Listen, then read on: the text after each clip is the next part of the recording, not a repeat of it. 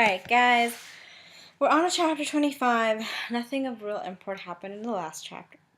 Well, okay, I mean, they moved up the timeline of the sacrifice. She saw the monster, but we don't really know what it looks like, so I don't know if I should be scared about it. And yeah, on to chapter 25. The scene in the monster pit had changed somewhat during my brief absence. I had a better view, for one thing. Aiden and Hassan made sure of that. They escorted me straight to the front row while the faithful, with the addition of Bazowski, Vale's ex, and Derek Doomsday Steele, chanted words in a language I didn't understand, but which my ears heard as "Over llama, catch a fur." The Toril Dagan swayed to the rhythm of the chant, her eyes half closed as if in a trance. I should have cared more, but my proximity to Derek had doubled me over, and I was close to adding my own mound of puke to the nasty puddles of glop on the floor. While I leaned against a column, trying to regroup, Bazowski turned to face his audience, holding up his hands for silence. "Today, victory is ours." Isn't that from a cartoon? I can't remember it. Well, if you guys remember, let me know. He said, baring his shiny fangs as they applauded. "No longer must we watch our goddess hover between worlds, frustrated and impotent. We have found our willing sacrifice." He presented me to the clapping crowd, a farmer proudly displaying his prize heifer. I panicked briefly as they surged toward me, but they stopped short, staying at arm's length, well beyond the reach of the Toril Dagan's grasp.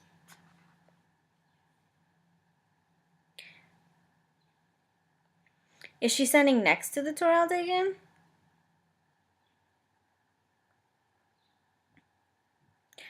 Front row. I don't know where she is in proximity to this Toril Dagan, so I don't really know how that works out visually, but whatever. The noise they made swept over me, though, their whoops of joy pounding through my head like an ethanol-powered knitting needle. An ethanol-powered knitting needle? I don't know. I don't know what that is either. The monster behind me squealed, her high-pitched response making my eyes water. Hassan strode to the back of the pit, taking 3 large acolytes with him, while Bazowski continued with the pep rally. I watched Hassan's group return carrying the buffet table. They deposited it in front of the Tor and then knelt respectfully. "No." Bazowski interrupted his speech to look at me, his scowl creasing his face like an origami sculpture. "What did you say?" "No," I repeated. "As in, no altar, no pagan sacrifice, no me lying down for it." "But you agreed." "Yes, I agreed to die tonight, but I didn't agree how. Why did I agree to anything? I am without a doubt the dumbest woman on earth." "Yes. Yes, you are." Hassan and his cohorts had risen from their soggy knees to hear our conversation. Now Hassan's bottom lip jutted out and his glassy black eyes narrowed to slits. Why are these guys acting like petulant fucking children? I do not get this.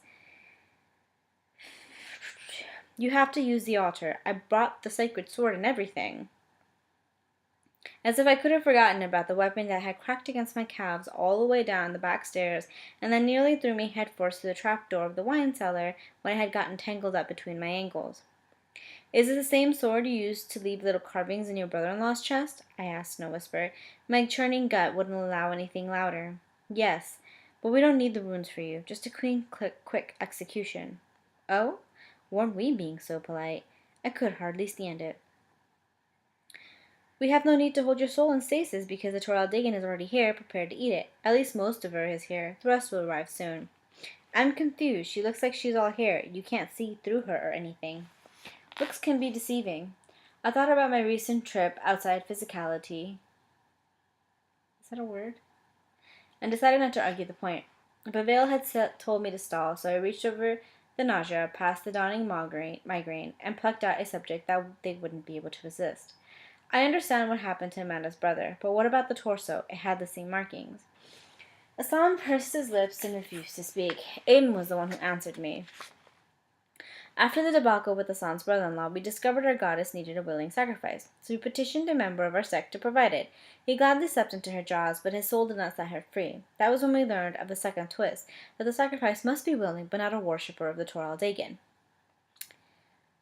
Oh. But they could have made it much easier if they hadn't picked a fucking assassin from the CIA to do this with, but that's just me.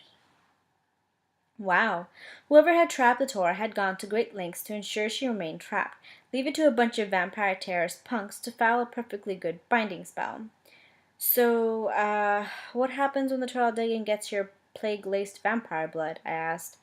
Aiden's eyes rolled upward, drawing my attention to the club above our heads, the club whose exit had just been sealed. She will walk among them, transforming them into living, breathing versions of herself. I thought he'd give me more details, but he stopped, smiling at his fantasy vision. Liliana had been quiet up to now, sizing me up like a tigress waiting in the weeds. To look at her, you'd never guess that she'd taken a dive off a roof recently, unless you made the mistake of meeting her eyes. The memory stood there, poisonous and pissed. Suddenly she pounced. "Where is your Sverhamine now, you mortal cow?" she asked, sidling up to me as if we were about to share a juicy secret. Though Derek's scent made me want to curl up in a ball and pretend this was all a bad dream, I straightened and held her off with a raised hand, as if I were a running back in a slow-motion replay. "Back off, Liliana." She grabbed Derek's forearm and pulled him, stumbling slightly, to stand beside her. He looked much worse than the last time I'd seen him. His jaw was slack, his eyes unfocused, his skin bright red with fever. He kept reaching out with his hands, making pinching motions with his fingers like a kid at a 3D movie. "I have found—" No. I raised my head higher, leaning my back against a column. "I have found your kryptonite, haven't I, Wonder Woman?" she asked, giving Derek a ragdoll shake. "I believe you're mixing metaphors there, Lil." I stood up, realizing if she'd found my weakness, I'd discovered a new strength. It came with Sarai, responding to the words Vale spoke into my earpiece, spreading a cool vigor up my arm and through my body, pushing Derek's stench off to a bearable distance. I realized now why Vale hadn't been exactly clear on how the ring would protect me. Maybe I wouldn't have accepted it had I known it was a conduit, a way for him to share his power with me from a distance. Any other time, I might have bucked at the intimacy that implied. Right now, right on.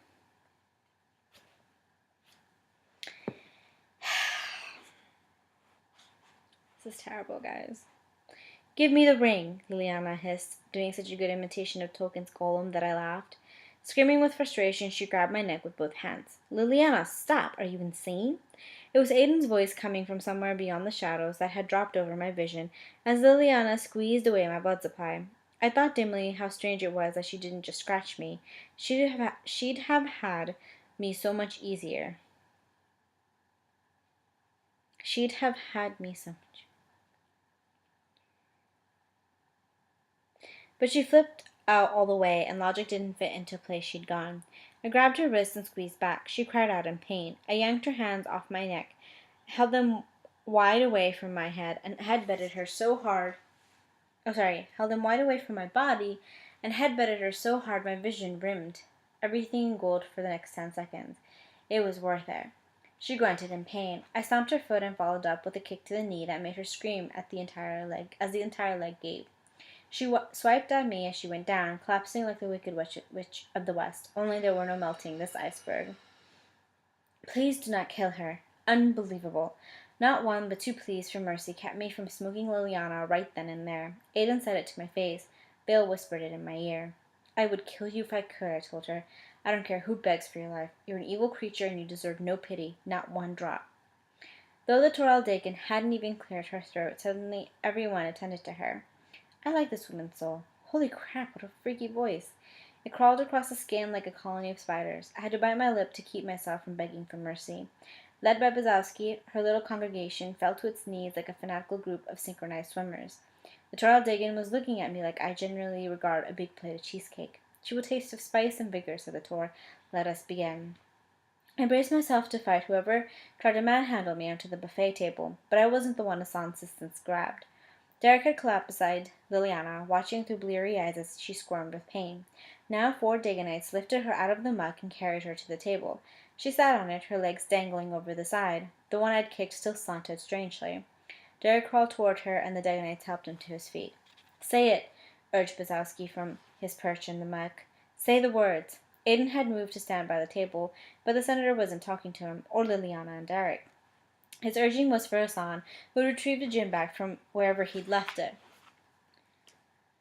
From it, he pulled a bubble-wrapped object about the size of a standard flashlight. When he unwrapped it and sat it on the ground between the Toril Dagan's feet, Assad's base was made from a human skull. A small one, maybe a child's.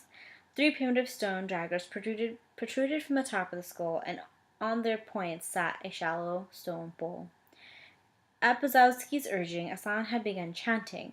Every time he paused, the congregation echoed him. It reminded me, ridiculously, of Girl Scout camp and the song I still know by heart. The other day, I met a bear, out in the woods, away out there, away out there. I realized my mind was beginning to play tricks on me, trying to remove my consciousness from this scene and send it back to better days. That way, it could protect my frail sanity from moments like this that could, well, snap it. What a great idea. Too bad I couldn't allow it. I made myself watch carefully. Somewhere among this devilry, please, oh please, was the key to their downfall. Hassan had unwrapped and placed 3 of his grisly statues in a tight triangle around the Tor.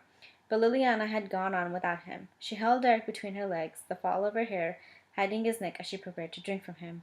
For Vale's sake, I said, Liliana, if you take his blood, you'll die. It's tainted with the red plague. You heard Aiden say that, right? She threw me a smirk. I am the raptor's mistress, you dolt. He would never allow this unless his pet scientist had created an antidote for vampires as well. As she leaned to drink from Derek, my gaze tracked to Aiden. What I saw in his face looked an awful lot like Liliana's death sentence. Samuels must have found himself a new girl. It is time. I shivered as the Toril Dagan's throaty growl scratched my senses. Bring her. Asana stepped back beside Bazowski, and though the chanting continued, I could see the change it had brought. The Toril looked more vibrant, more lethal, as if the ceremony had filled her with venom. Vale, I whispered. Where are you? No answer. Damn Bergman prototypes. Your mewling little eunuch cannot save you now, snarled Aiden. What? Your mewling little eunuch? Who is that? Is he talking about Cole? He grabbed my arm and jerked me forward. We walked past Derek, who had collapsed, blood on his collar once more. No way would he live to see his antidote, much less the leading role. Liliana lounged atop the table as if it were a gigantic vibrating mattress. Not her, you imbecile, snapped the Tor, making Aiden flinch. The vampire. I nearly laughed to see Aiden's insults thrown back to his face. He didn't take it well either. His expression would have sat comfortably on a preacher who just discovered his theology's full of holes. He let me go, left me standing just feet from the Tor while he fetched Liliana. Her complexion pink from gorging, she rose languorously from the table and followed him to the first goal, not even limping from our last encounter. With a casual flick of the fingernail, she opened a vein in her wrist and let Derek's blood, now transformed by her vampirism, drain into the bowl. I watched the blood flow, a thick red weapon designed to kill 90 out of every 100 people it contacted. Whole families, whole towns would be decimated if Vale and I couldn't stop this tonight. Our entire country would become a funeral, with Senator Tom Bazowski providing the eulogy. The chanting rose in volume and urgency. The Daganites, including Bazowski and Hassan, swayed to their own rhythm, their faces a collective mask of fanatical bliss. Derek, still on his knees, drenched in his own blood, had joined them. The second bowl was full, and it looked like my cavalry was still stuck in traffic. Hassan reached into the duffel, pulled out another package that he would soon discover was not the key. Then all hell would break loose, maybe literally. With no key to control her actions, wouldn't the Tor run rampant? Not without a willing soul. I could run, but I wouldn't make it far, and that would still leave the Tor poised to wreak havoc. As the first drops of Liliana's blood hit the third bowl, I did one more quick study of the Kyrian. Her inability to maintain a solid front made her seem vulnerable, despite the energy that came off her in waves. One clean shot, Jazz. That's all you're getting, and then you're done for. I took a last heartbreaking look at the life I could have had and let it go. I began to cave myself inward, as if my soul was a collapsible laundry cart, turn and fold, until the only portion of me left could have been punted, like a paper football, over a goalpost formed by 4 fingers of a 6th grader's hands. What?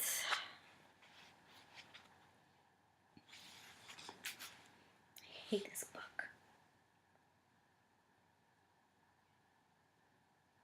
It was the only fortress I knew how to build, and my sanity huddled at its center, where, if I survived, maybe the blood and the horror of what I was planning could only leave a faint stain.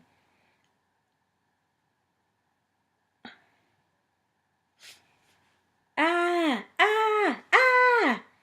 It was Hassan, too freaked to scream with words, holding a wooden statue of a closed fist with the middle finger raised. Sorry. I was not going to scream for this. I couldn't connect the FU statue to Amanda's Philly room, which was how I knew it must have been her brother's, maybe from his med school days when he felt confident enough to flip off the world. It looked as if Hassan had gotten the message.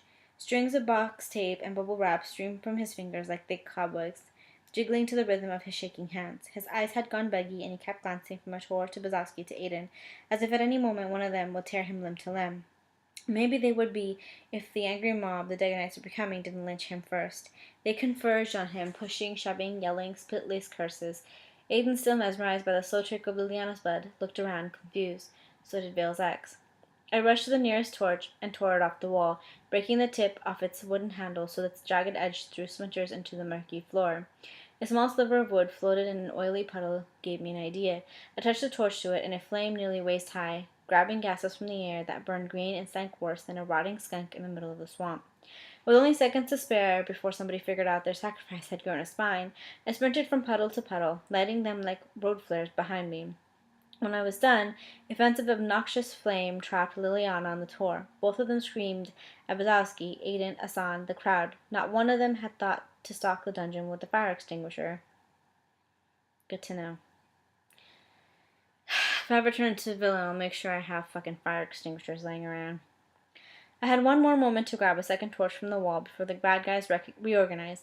Behind me, the torn Liliana cringed against the back wall as putrid green flames licked the air and pronounced its kindling. I held the torches out in front of me, and the crowd backed up. I took a step forward. They retreated another step, their shoes squelching in a puddle of mire large enough to hold 15 pairs of feet. I'll bet you guys didn't know I went through college on a track scholarship, I said,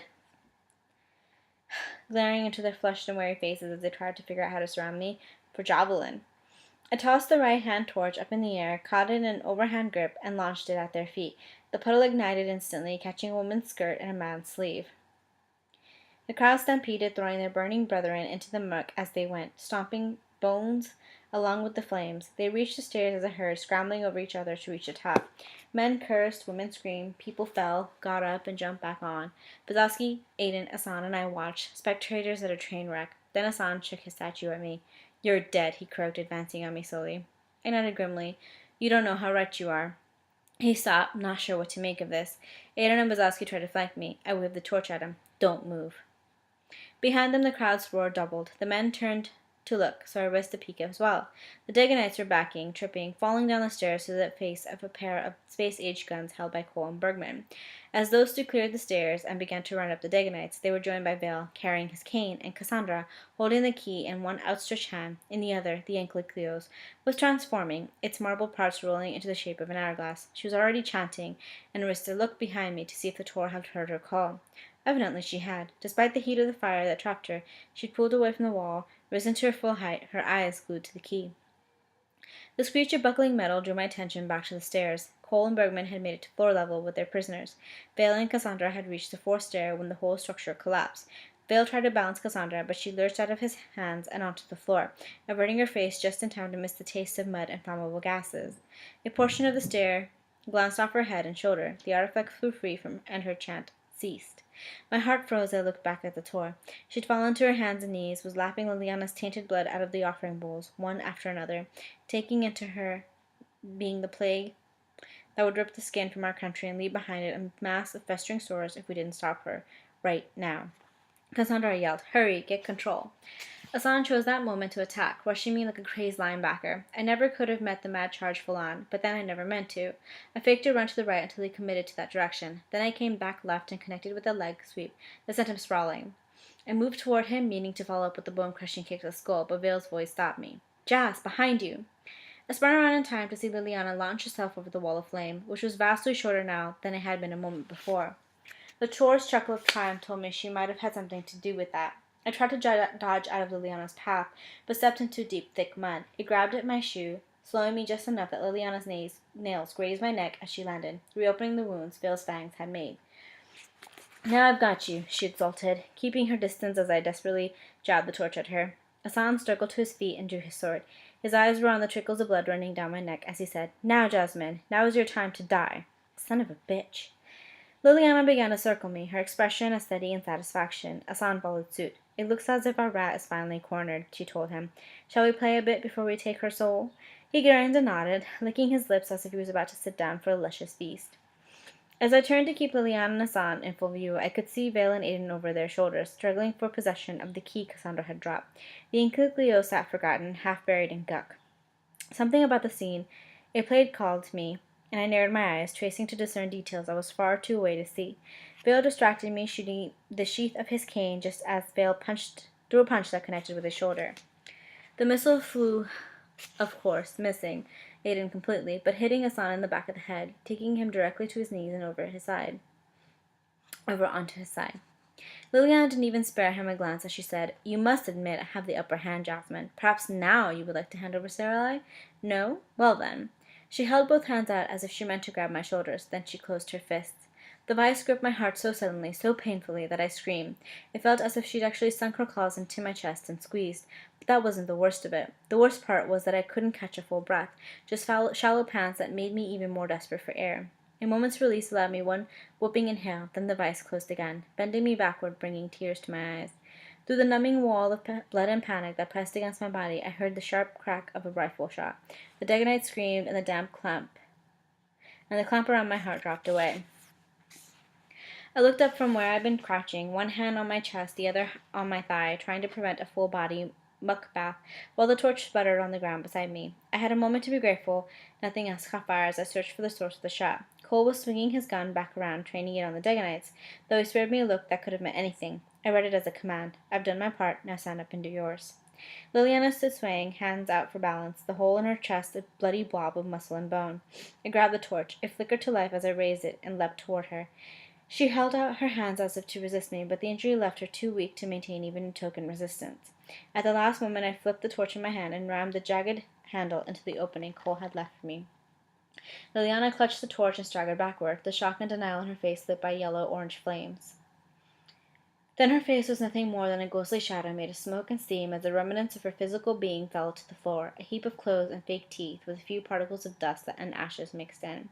I moved past Buzowski, who was digging in the mud, apparently under the impression that we were in the middle of a trench warfare. "Where is it? I thought I saw it fall over here. Where is the key?" He kept asking himself. I was pretty sure he was excavating the wrong spot, so I went to help Vale, inwardly cheering as he delivered a massive uppercut that lifted Aiden completely off the floor and threw him 5 yards back. A backslash at his throat revealed how close Vale had already come to taking his head. Then Hassan rose to block my way. "Oh, no, you don't," he muttered, holding his sword out before him with both hands. "I still have plans for you. It won't work, Hassan. I'm not a willing sacrifice.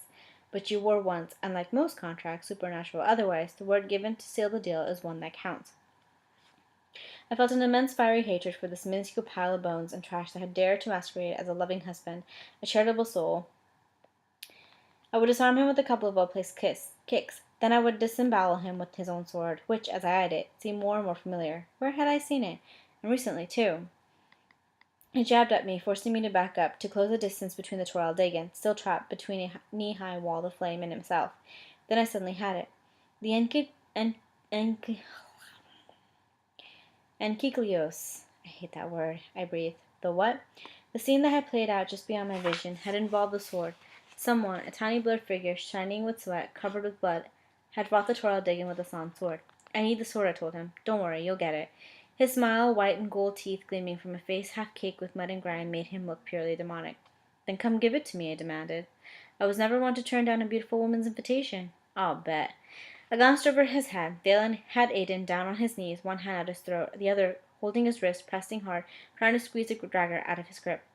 He leaned over, inhaled deeply, opened his mouth, and breathed icy air into Aiden's face. I saw Aiden's skin begin to crackle and darken.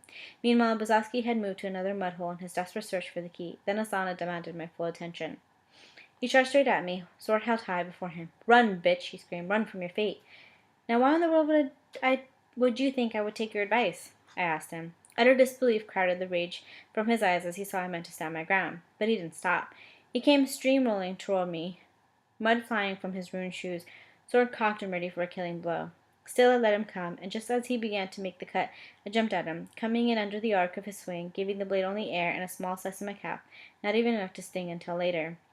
Remembering every trick I'd ever heard Albert give David during our high school football days, I went in low, head up so I could see, catching Hassan just above his right hip, driving him backward into a pillar.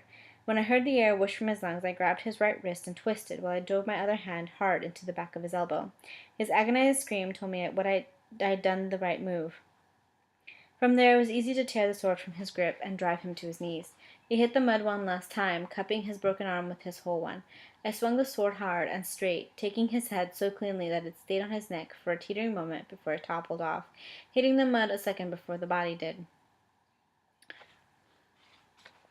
20 feet beyond my left shoulder, Vale had also found a use for one of the pillars. He slammed Aiden into one, and the resulting crack surely signaled a fractured skull. Then he looked at me. "This is your kill, Jasmine. I've been saving him for you. Come." Words failed him as his eyes tracked away from mine, behind me, and the horrified expression on his face reminded me nothing ever goes as planned. I turned on one heel and found the Toril Diggins standing inches away, her reeking breath making me feel like I just entered a sewage pipe. I jumped back and she smiled, revealing at least 3 rows of graying teeth, all of which looked sharp. "Cassandra," I yelled. "Center stage, girl. Reel this monster in." I wished to look back and wished I hadn't. While Cole guarded the prisoners, Bergman struggled to help Cassandra sit up. She looked ill, like somebody had slipped rogs into her morning juice. Bill fared only slightly better. Aiden had taken advantage of his momentary distraction to disarm him. Now they were duking it out like old-school boxers, standing toe-to-toe, delivering blows that would have sent most men to their knees. Only Bazowski continued, as before, a frustrated pirate digging for treasure. I looked back at the Tor, a wave of despair dulling my vision, making my mouth taste of metal and grave dust.